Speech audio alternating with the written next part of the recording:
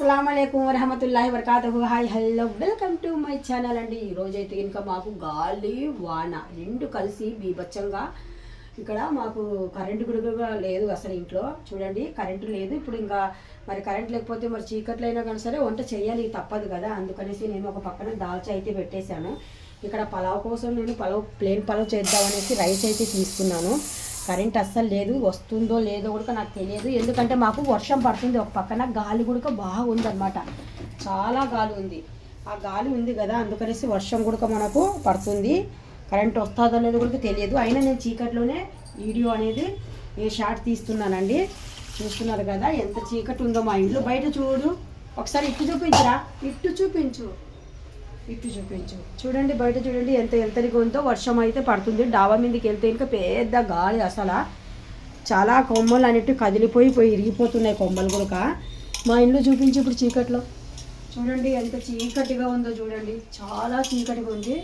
ఇదే చీకట్లోనే నేను క్లీన్ చేసేసాను మొత్తం. అంటే గిన్నెలు తరుగుట్లు అన్నీ అయిపోయిన తర్వాత కరెంటు పోయింది. ఇప్పుడు కుకింగ్ దగ్గరకు వచ్చాను. కుకింగ్ దగ్గరకు వచ్చిన తర్వాత మనకి ఇక్కడ కరెంట్ లేదు.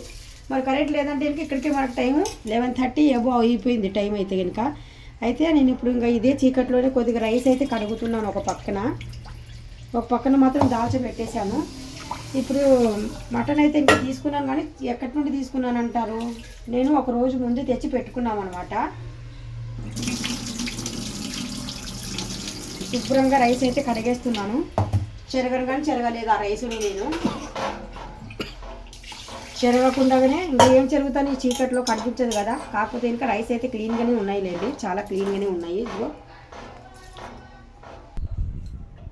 మిర్చి, టమోటా, ఉల్లిపాయ, ఒక లెమన్. ఇక్కడ వచ్చేసి నేను మటన్ కూడా వాటర్లో వేసి పెట్టాను. చెప్పాను కదా ఒక 2 days ముందే తెచ్చుకున్నాం అనేసి. అంటే ఇంకా ఈరోజు ఇక్కడ మనకు కటింగ్లు అయితే చేయరు.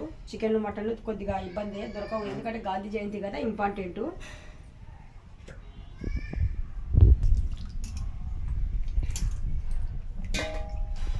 ఇదండి సంగతులు ఈరోజు. కరెంట్ వచ్చాక మాట్లాడదాం.